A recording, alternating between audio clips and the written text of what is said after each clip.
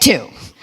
What did the help wanted sign in the window of the monastery say? Inquire within. Oh, isn't that why you come here on Sunday? To do an inquiry of yourself. Boy, I'll tell you, your opening prayer, it was like, have you been in my mind? Because wait till you hear what's about to come out here, or what might come out here. You know how that goes. So I'm gonna put this back on, and we'll see if it is the battery, or maybe it just keeps getting pushed off. There we go. So that's why we come together here. So I titled this talk today, What's in Your Wallet? No, just seeing if you're paying attention. What's in your world? It's a take on what's in your wallet, right? What's in your world?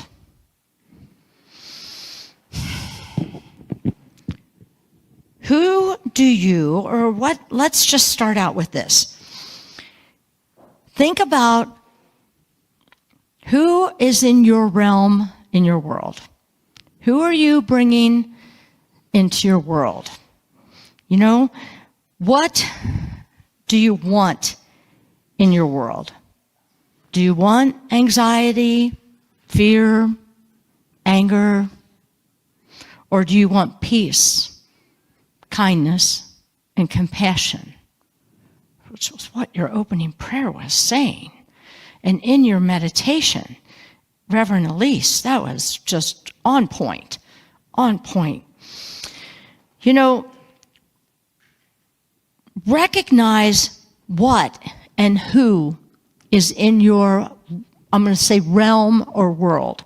Recognize who is in your world. This is key. When you can recognize, really own who is in your world, and this is where boundaries come in. Boundaries. Are you familiar with that word? I sure hope so, because it is key to mental health, having good, clear boundaries. It is about setting your boundaries. You know, if someone steps over those boundaries, what do you do? Because people will step over them, right? What do? Do you just push them away, ignore them, slam the door? Try to talk to them, right? That's the best way. But you'll also know, if you really inquire within, that I can't talk to this person. There's no talking to that person. There are some people in our lives that are like that too, right? But those that you can recognize and inquire within, go within and say, can I have a conversation with this person? To say that you've crossed something, a line that I have drawn for myself. You know, Michael calls it, I can't help but, because I've heard it so many times out of his mouth. He calls it his peace balloon. And he's very protective of his peace balloon. And I think that we all need to look at, who do we let in? Who do we let poke our peace balloon? Right? And how do you protect that balloon? How do you protect that? It's boundaries. It is truly boundaries. You know, when you have clear boundaries, see, because the people coming into your peace balloon are trying to hook you, right? Whether it's the news media, it's your neighbor, God love them, or it is the person driving that just rode up on your butt in the expressway and is going to zoom across you. Not that anybody experiences that on the road anymore, right? Oh, yeah. How does Michael say traffic laws are by suggestion only anymore, right? I mean, you think about it, right? But how do you unhook yourself? And it is being aware being awake. Awake.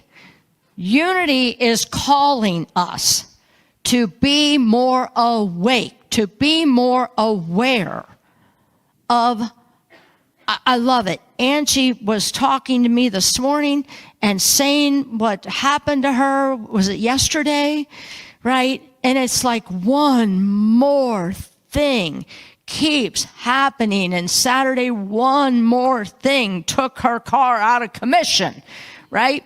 And it's like, oh, Angie, we got to smudge that car. We got to smudge everything. And she said, oh, no, Reverend Kathy, you're missing the point. It was how I reacted to it. And then we looked at each other and she said, no, it's how I acted regarding that. See, we get reactionary, aren't we? We're all reactionary. You know, there's, this is a third point I want to make that is a very good question. Why are we attracted to darkness? Come on, be honest. Here, simple. You're driving on 275 and traffic is backed up and there is a 5-car accident over to the right. Rubber neck. Yeah, it's the battery. So, let me just, here we go, Bobby, we move batteries. I'll pick up that handheld here.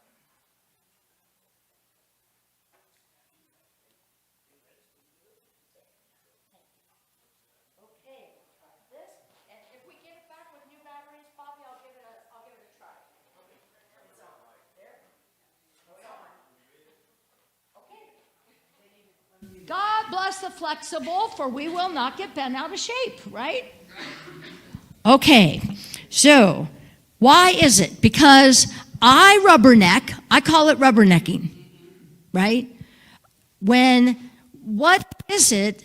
Why are we attracted to darkness? Why are we attracted to bad breaking news?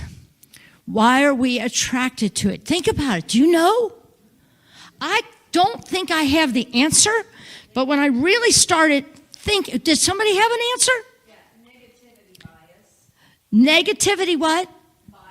Bias, negativity. We're thinking that, well, thank God it's not us.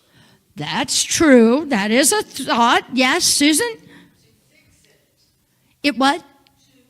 To fix it. To fix it. Is that? Okay. There's also a saying out there. Have you ever heard of this? Negative news, bad news tastes bad. Negative news tastes bad. There's some people that believe in that theory. Okay, well, let me tell you what I came up with last night. Is I got to thinking about my childhood. And our family, God love them, but my dad believed in putting a TV in the kitchen where everybody at the kitchen table could see it, and the 6 o'clock news was on. Now, in my era, what was the 6 o'clock news? We were dealing with McCarthy, communism, the whole thing of Russia, nuclear war. This is what I heard every night during dinner. We were not really talking about, well, how was your day, Kathy? No, it was shh, shh. Now, when the commercial came on, you were allowed to talk. As soon as the news came back on, so what was I picking up as a child? Let's see. Negative news, right? And then I started thinking about why was that so important? I mean, it was a scary time. And right now, some people feel there's a scary time going on right now.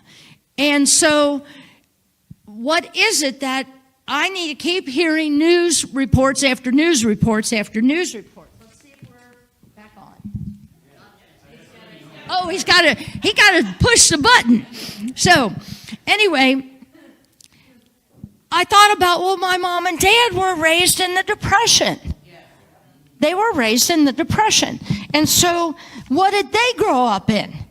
Fear, lack, negative news. And so how is it the fruit don't fall far from the tree? I grow up with this is our normal, right? So we're always looking for bad news. And I'm not sure. Yeah, I meant to get that book because I wanted to show it to you. Outwitting the Devil. Years ago, I did a series on this book. It's still one of my favorite books. It's by Napoleon Hill. But anyway, in that book, Napoleon Hill is having a conversation with the devil. Napoleon Hill has gone bankrupt for, I think, the 4th time. He's lost everything. And he's beside himself. And he goes up on a hill at night. And all of a sudden, instead of Neil Donald Walsh having a conversation with God, Napoleon Hill starts having this conversation with the devil. And in that, the devil says to him, as long as you fear me, as long as you keep talking about me, I have control over you. It's good to be informed. Okay? I'm not telling you to not be informed. But what I am considering is that we don't need to let it into our world by hearing it over and over and over again.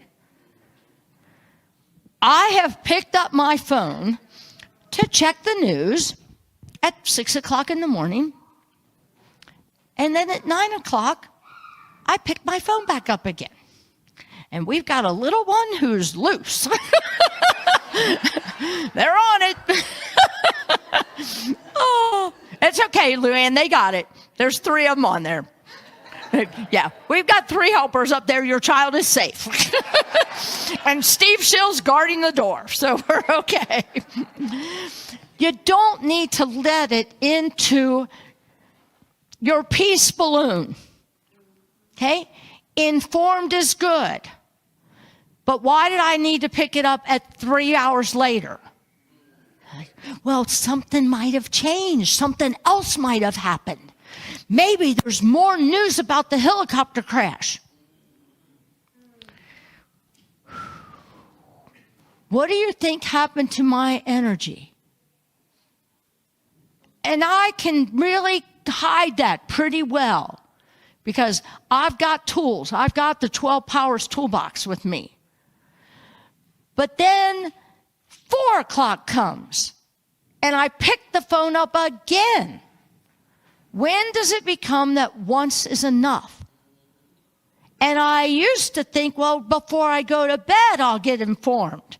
That's a big mistake. Go to YouTube and play some upbeat music before you go to bed. Or there's all these wonderful apps now out there. Oh, what are they called now? Calm. Right. I got it on my phone. How often do I play it? Nope. But Michael's a big reminder to me. Let's turn on YouTube, or let's do Alexa, play Good Night, Sweetheart. Right. That's the better way to go to bed, isn't it? Yes, we've got to do this kind of stuff. Now, I'm going to take you to a little lesson here. And Plato. Anybody know who Plato is? You remember, recognize that name? Okay, Plato, he was a philosopher. He was a student of Socrates. Okay, we are talking 400 BC in that area. Came up with this cave allegory. Now, I don't know if you can see that, but I'm going to just try and do Kathy's version of it. Plato came up with this theory that most people live in a cave. Go all the way down to the bottom of the cave. Okay? And there we are prisoner.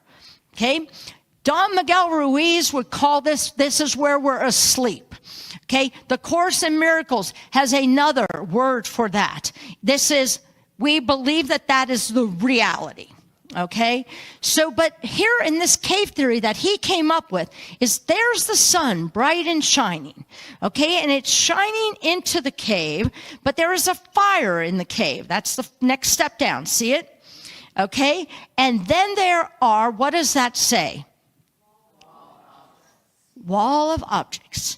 There's where there are people or news that is shining objects in the fire, the reflection of the fire, which are now projecting onto the wall of the cave, and the people who are prisoners in the cave, this is us, people. This is us. We are seeing those images on the cave, and they are not real, but we don't know anything because the light is behind us. The sun is behind us. We're only believing in what we see on that wall. Am I losing you here? You got it? Okay, this is us. We are seeing and believing that that is our reality. But when we break free and we wake up and we raise our consciousness, we get out of the cave. And there's where the dreamers start. Come back again. Because down there, looking at only those images that are projected, nobody's dreaming because it looks bad. I can go on about this waking up because that is what we have got to do, is we've got to wake up spiritually and consciously and stay holding on to the truth of this. Now, I went ahead and made these next two slides, or had somebody make them for me. If you want to take a picture of this, then you'll want to take a picture of this slide because it explains the cave, okay? The shadows, right? That's the images on the wall of the cave. And then the next one there is the outside world represents the true reality that people can achieve by questioning their assumptions and seeking knowledge. And then the freed prisoner, there you go. There's the dreamers. Represents someone who's achieved a higher understanding of reality and can help others understand it. Because this is what we do. We go down in the cave and we say, this is not true. Come up to the light. What you're believing is not true. These are the teachers that you want to listen to. Because I'm seeing so many people staying stuck in the bottom of that cave, believing that that's the reality. We've got to come together and see this. And that clock has got to slow down because, there's too much to say here. Here's another quote from Outwitting the Devil. Okay, so the Neil Donald Walsh is asked, it's a back and forth question. I love this book. He says, so how do you gain control of the minds of people? The devil says, oh, that's easy. There we go. Oh, that's easy. I merely move in and occupy the unused space of the human brain. I sow the seeds of negative thought in the minds of people so I can occupy and control that space.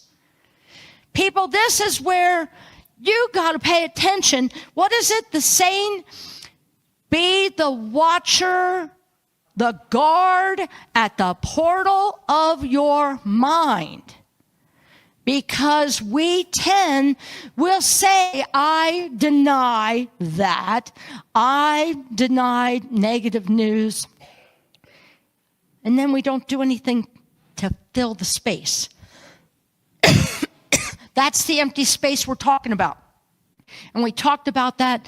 Was that on, not the Whitestone, but I think it was that we did it on the Burning Bowl, where you are releasing what you don't want.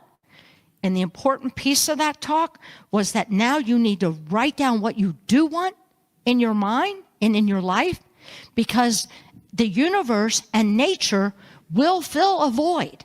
It's universal truth. it needs to fill voids, and it will. So if you don't fill it, look who's going to take control of it. Negative Nelly is. There's another quote here. And this is again from Napoleon Hill. Life gives no one immunity against adversity, but the life gives to everyone the power of positive thought, which is sufficient to master all circumstances of adversity and convert them into benefits.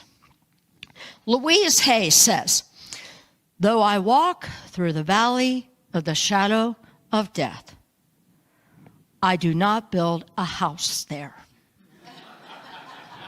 Though I walk through the valley of the shadow of death, I do not build a house there. How many of us build a house there on shifting sand? Let me just breathe a minute. We've got to wake up more. I grabbed the flag that hangs outside of my office door and hung it. In a world where you can be anything, be kind. I want to read you something from Bishop Marianne Buddy. Do you recognize that name? She's the one, the bishop, the Episcopal bishop that spoke at the inauguration a week ago. But I researched her. She wrote this in October of 2021. I'm going to read it. It's not that long. As the Apostle Paul famously wrote in his letter to the Corinthians, love is patient. Love is kind. It is not envious or arrogant or boastful or rude. It does not insist on its own way. It does not rejoice in the wrong, but rejoices in the right. It bears all things, endures all things, hopes all things. Love never fails. Her daily prayer in October of 2021 is, help me today to grow in love.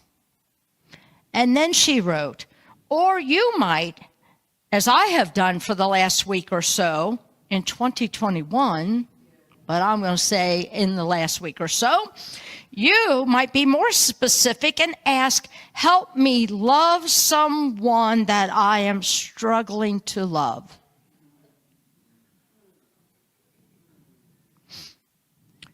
Help me love someone that I am struggling to love. When you truly are awake and you are raising your consciousness, you won't be so struck down by that statement, because you'll realize that's what we're here to do. Or are we here to only love the people who agree with us? Check in with yourself on that one, because this takes practice.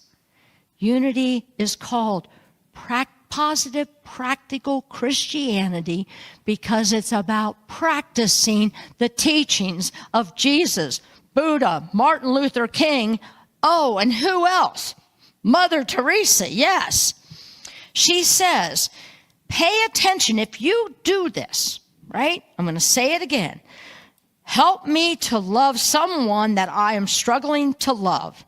And as the day goes on, watch what happens inside you. We're not on that quote yet, but bear with me. After a week has gone, ask yourself, what, if anything, you noticed? What, if anything, has changed inside you? When you practice this, now you've all practiced some affirmations, have you not? I am enough. Even when you don't feel like you're enough, but you keep saying, I am enough, I am enough, I am enough, I am enough. What happens? You do start to feel better inside yourself, don't you? God is love, she continues. Reverend Mary Ann, Bishop Mary Ann says, God is love, period. means that love is not just an attribute of God, but the very essence of God. Here's Mother Teresa's quote. I was once asked why I don't participate in anti-war demonstrations. I said that I will never do that. But as soon as you have a pro-peace rally, I'll be there. So people, the summary of this talk today, if I were going to summarize it, is focus on what's working. Focus on the things that you love, and don't participate in the things you don't want. If God is love, and you believe that, right? God, good, whatever name you give it, if that is love, period, then anything else is not love. So ask yourself as you go through your day, is this loving? Is this kind? Is this compassionate? Is this true? You really need to work at this now about, is it true? Not what's said out there. You've got to check in with yourself. Is it true for you?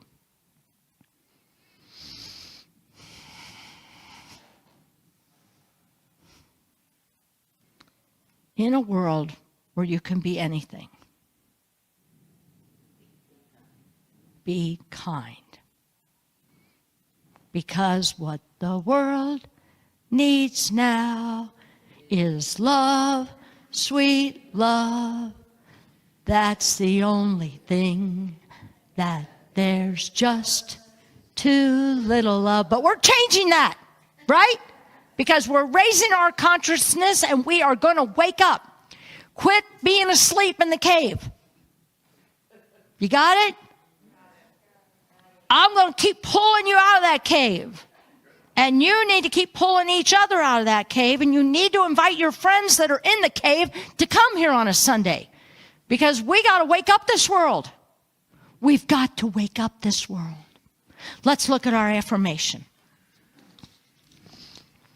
Let's say this together.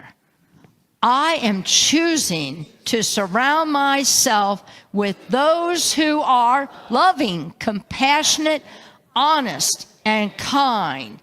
And that includes me. Let's say it one more time. I am choosing to surround myself with those who are loving, compassionate, honest, and kind. And that includes me. What's in your world? Namaste. That the Christ presence, the loving, compassionate, honest, kind in me truly sees and honors that loving, compassionate, and kind essence in each and every single one of you. And if you are a Course in Miracles student, take a look at lesson 3031. Thank you for sharing that song with me this morning. I've played it over and over and over again. There's a YouTube video of a song from ACIM, Course in Miracles, lesson 31 and lesson 30. It is all about what we just talked about this morning. So thank you for that. It's time for us to take our love offerings and our, thank you. Thank you.